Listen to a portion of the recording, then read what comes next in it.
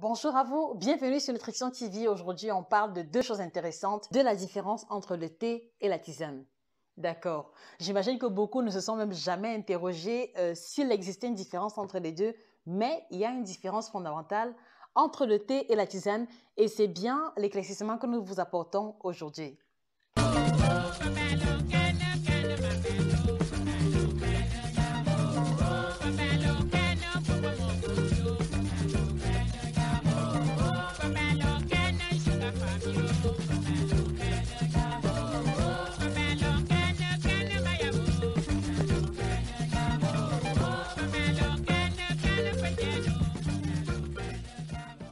Alors, quelle différence entre le thé et la tisane? Alors, voici ce qu'il faut savoir. Alors, quelle différence entre le thé et la tisane? Il faut savoir qu'au commencement, le thé provient d'une plante particulière appelée Camellia sinensis.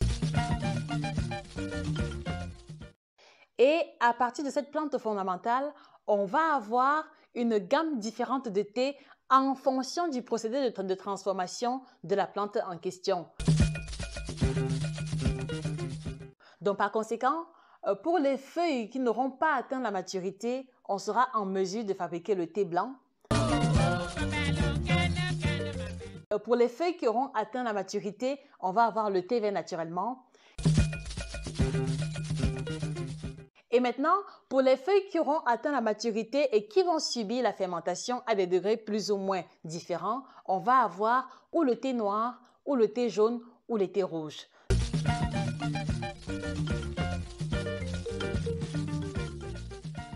Donc, voilà ce que nous entendons par thé. Et donc, ce qu'il faut retenir, c'est que le thé provient d'une famille de plantes uniques appelée Camellia sinensis.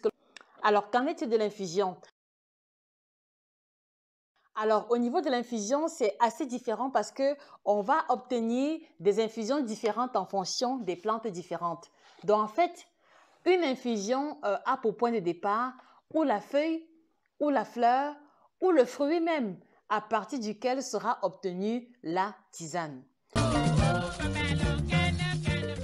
Je sais que ça peut sembler complexe à comprendre, mais on va partir d'exemples simples. Alors, vous avez ici l'infusion queue de cerise. Dans l'infusion queue de cerise, ça veut simplement dire qu'on a exploité les queues de la cerise qui ont été séchées, ensuite conditionnées.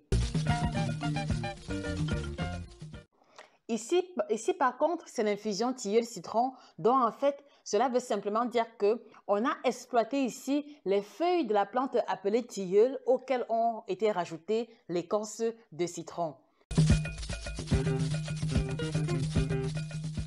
Donc, si vous avez à la maison l'infusion romarin, ça veut simplement dire qu'elle provient de la plante appelée romarin. Si vous avez à la maison l'infusion verveine-menthe, ça veut dire que dans l'infusion verveine-menthe, on a et des feuilles de verveine et les feuilles de menthe comprises à l'intérieur. Donc, en fait, on a autant d'infusions que de plantes possibles, on a autant d'infusions que de fleurs, que de fruits, que de plantes, ou alors on a autant d'infusions que de parties de plantes qui auront été exploitées pour l'obtenir au finish. Voilà. Donc voilà la différence fondamentale qui existe entre le thé et la tisane. Alors maintenant, nous sommes d'accord que nous entendons également très souvent l'expression infusion. À quoi renvoie l'expression infusion? Alors l'infusion, en fait, c'est un mode de préparation. Un mode de préparation, pourquoi? Parce que le thé et la tisane vont subir ce qu'on appelle une infusion afin que nous obtenions la boisson chaude que nous consommons à la fin. Voilà.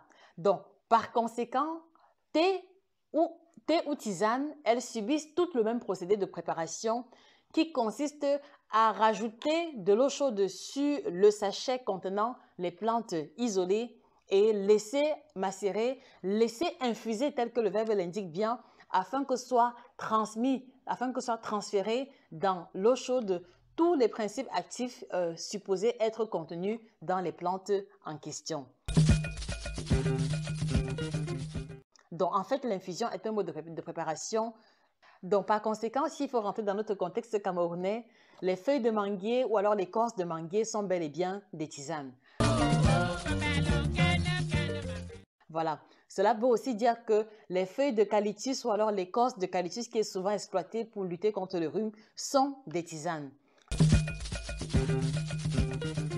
Mais tandis que quand on va parler de thé, ce sera essentiellement un produit qui vient en sachet sous cette forme-ci. Donc, d'où justement l'importance d'établir la nuance fondamentale entre les deux.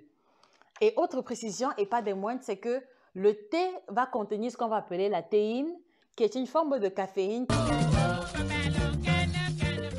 qui va comme ça avoir un effet légèrement stimulant, contrairement à l'infusion qui ne la contient pas. Donc là aussi, c'est une nuance de tête qu'il faut pouvoir établir. Bon, en espérant vous avoir apporté assez d'informations sur la différence fondamentale qui existe entre le thé et l'infusion, nous vous souhaitons de passer une excellente journée et que le bien-être vous accompagne. Au revoir.